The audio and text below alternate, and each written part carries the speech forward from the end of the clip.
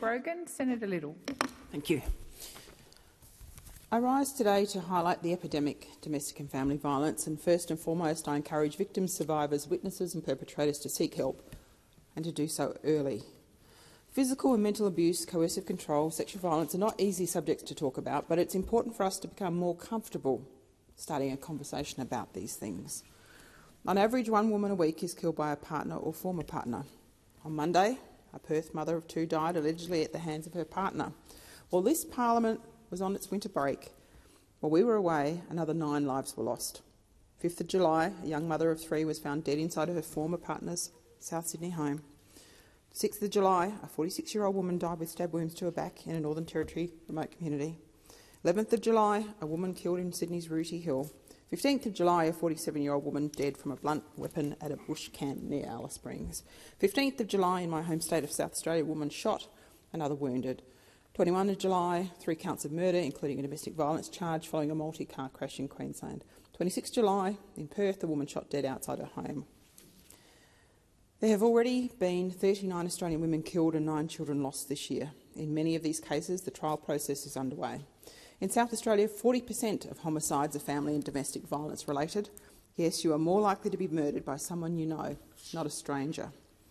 We all must remember the statistics are not just numbers. They're grandmothers, children, families, households in pain, lives crippled by violence.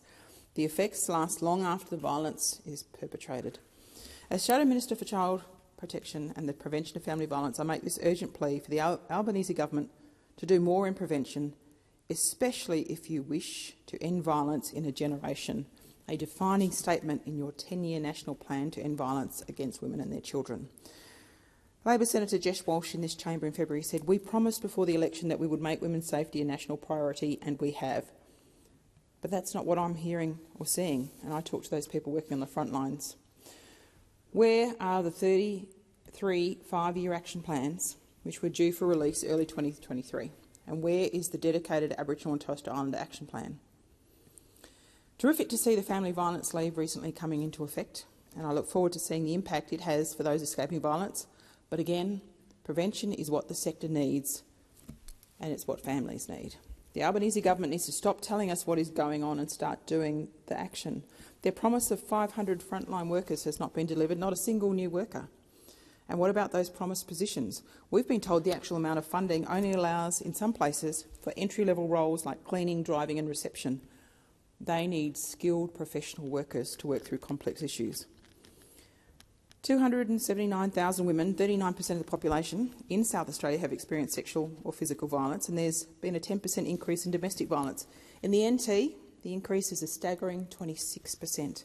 In 1 week in June this year, the NT police attended 597 domestic violence incidents.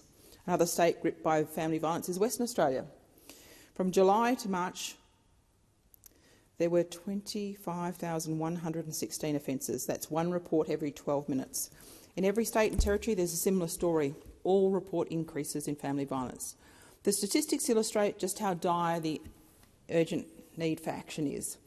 Every state has a different reporting model, different definitions and timelines.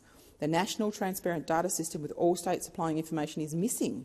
Such a step would allow a strategic approach to assist families, the ability to know what is happening on the ground and provide assistance, and to respond much more quicker and effectively. That leads me to another point. I've taken every opportunity to meet frontline workers and service providers assisting children and families. What I'm hearing is exhaustion, burnout, a workforce at its wit's end in trying to find staff, adequate resources and certainty. And they look forward to getting those workers into their workforce. These organisations and services are experiencing never-ending difficulty in firstly keeping up with the increasing need, and even though the promise was 500 more workers, they're not sure where they are going to find them. And then there is the ideological position that is just not logical. In Central Australia, the women's shelter, with over 90% of its clientele being local Indigenous women. In fact, I spoke to a local sector person today and they said actually it's probably 100%.